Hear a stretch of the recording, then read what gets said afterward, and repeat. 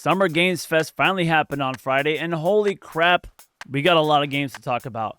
We aren't going to talk about all the games covered at SGF, just the games that piqued my interest, even the slightest bit. We've got action games, RPGs, shooters, and of course, horror games. So let's not waste any more time. What is going on, everyone? My name is DJ CS, and welcome in. If you're new here, please subscribe and turn on notifications to be notified every time I upload a video. If you enjoy this video, drop it a like and let me know your thoughts down in the comments. All your interactions with the video help to tell YouTube to promote it. The first game was a LEGO Horizon Adventures trailer, and while I won't be playing this myself, I thought it was kind of interesting. They gave Aloy more of a personality in this game than they did in the last two actual Horizon games. This will be coming out for the PS5, PC, Nintendo Switch, and with 2-player co-op available. So it's interesting to see PlayStation starting to share their toys with other companies. It completely switches tones with the next trailer for No More Room in Hell 2. No More Room in Hell 2, made by Lever Games, it is a first-person shooter multiplayer zombie survival game. With up to 8 players, you start alone and have to find your friends to team up to survive in these massive maps. The game features permadeath, so likely once you die in the game, you have to wait till everyone dies before you can play again, which sounds less severe than permadeath. The game looks fun and seems more interesting than the recent run of horror multiplayers like Killer Clowns, Texas Chainsaw, DBD, so on and so forth. Not that there's anything wrong with those games, but it's kind of getting oversaturated. It's not a PvP style multiplayer horror game, it's a PvE like COD Zombies. Definitely gives me Helldivers 2 vibes, and we just had another game released during the Guerrilla Collective called Project Z Beyond Order that's also kind of similar to this, but this game definitely seems more detailed and fleshed out. This game seems to only be coming out on Steam and Epic Early Access this Halloween.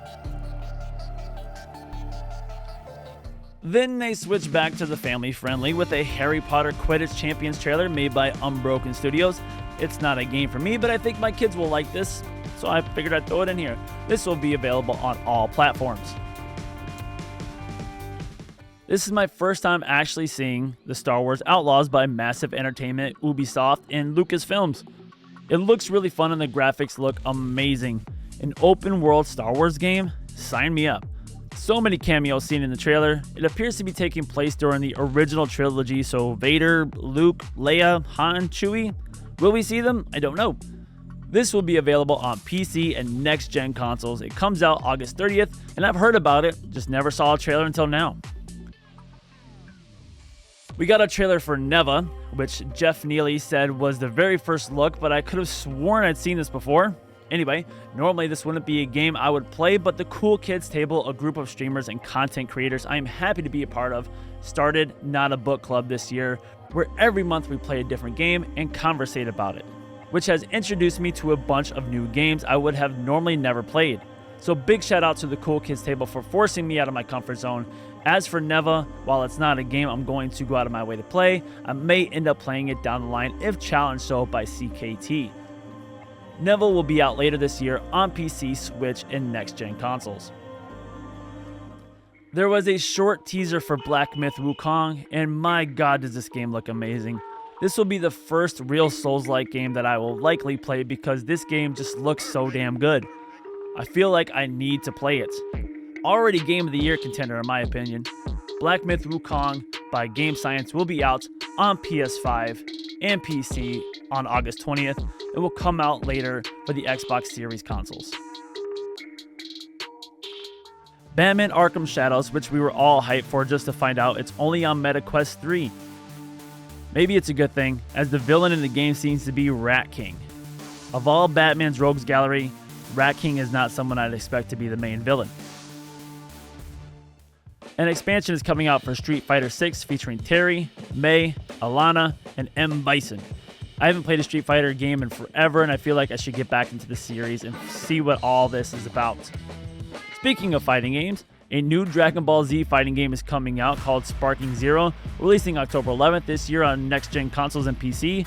I've never played any of the Dragon Ball Z fighting games, but I can't help but wonder how awesome it would be if we got like a Final Fantasy 16 style Dragon Ball Z story-based game. A free-to-play first-person shooter called Delta Force Hawk Ops by Teamy Studio Group for next-gen consoles and PC, will have a global PC alpha test in July. I don't really play these type of games anymore. It gives me strong Rainbow Six Siege vibes though, and I know some friends and viewers who like these games, so I figured I'd throw it in. The game will have a campaign mode as well, a reimagining of the original Black Hawk Down game with recreations from the movie of the same name. Great movie, by the way, with a great cast. So maybe if it's also free to play, I'd check that out for sure. Jeff called it a premium campaign mode, so it may be a purchase-only thing. Depending on the price, I may still check it out.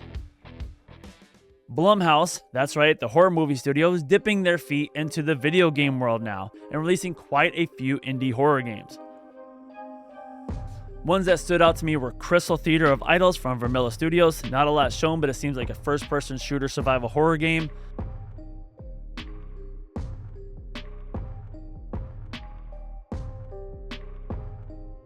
Sleep Awake from Eyes Out, which I think is a first-person psychological horror, my favorite kind. They were all very short, quick teasers and not a lot of info given for the games, but I will be keeping an eye out for them. It is officially morphing time, as an arcade-style Power Rangers game is coming out from Hasbro Retro Arcade and Digital Eclipse. Much like the Teenage Mutant Ninja Turtles Shredder's Revenge, this is a modern take on a classic style of gaming. With up to 5 playable characters, you and your friends can team up to stop Rita and her minions in the Mighty Morphin Power Rangers Rita's Rewind. It will be coming out to Steam only for the moment, it appears, as that's the only logo shown at the end of the trailer, and no release date has been given yet. Jesus Christ be praised, we got a new trailer for Kingdom Come Deliverance 2 by Warhorse Studios, which I will be doing a full breakdown all on its own, so be on the lookout for that. I'm super excited for this game. KCD2 is a first-person open-world action RPG where you play as Henry, the son of a blacksmith, who is set on a path of revenge after an army stormed his village, burned everything to the ground, and killed his parents. While the trailer is mostly cutscenes and cinematics, there are some in-game moments sprinkled in, and I can't wait to play this game. Set to release later this year, but no release date given just yet. We did receive news recently that the console players of KCD2 will be getting 4K 30 frames per second, so I will definitely be getting this on PC so I can get those beautiful 60 frames. From the creator of Silent Hill, Kai Ichiro Toyama, hope I'm saying that right, under the Boca Game Studio, hope I'm also saying that right, comes a new third-person action horror game called Splitterhead. In this game, it looks like you can switch to different people, like you're playing as a Deadite and you can just jump from body to body. With hand-to-hand, melee weapons, guns, and projectiles, it seems like there's a few different ways to defeat these demons. You can even reattach severed limbs. It seems you can inhabit men, women, children, even animals. This game looks insane, and I will definitely be keeping an eye out for it when it drops on my birthday, November 8th, 2024 for PS4, PS5, Xbox Series consoles, and PC. Unknown 9 Awakening is a third-person open-world action game from Reflector and Bandai Namco that reminds me of Assassin's Creed and Horizon. You play as Herona, who has powers from the Fold that she can use to destroy things, take over another body, or even remove a spirit from a body.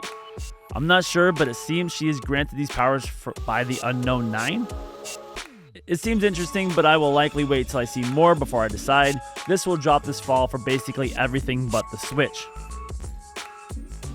The First Descendant, a looter shooter built on the Unreal Engine 5, seems pretty epic. At first, I was getting like Starfield vibes, but with all the action in the trailer, it seems like the game will move fast and have a lot of high action. I didn't see anything that stood out as gameplay though. It seemed like it was all cutscenes and cinematics. This will be releasing July 2nd, 2024 on everything but the Switch.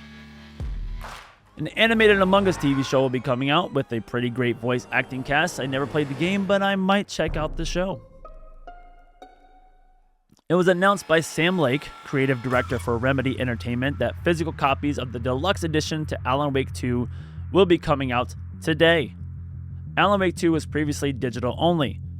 Sam also gave us a look at some of the DLC content, Night Springs, featuring 3 episodes with 3 different playable characters. You'll play as Rose Marigold from the Oh Dear Niner.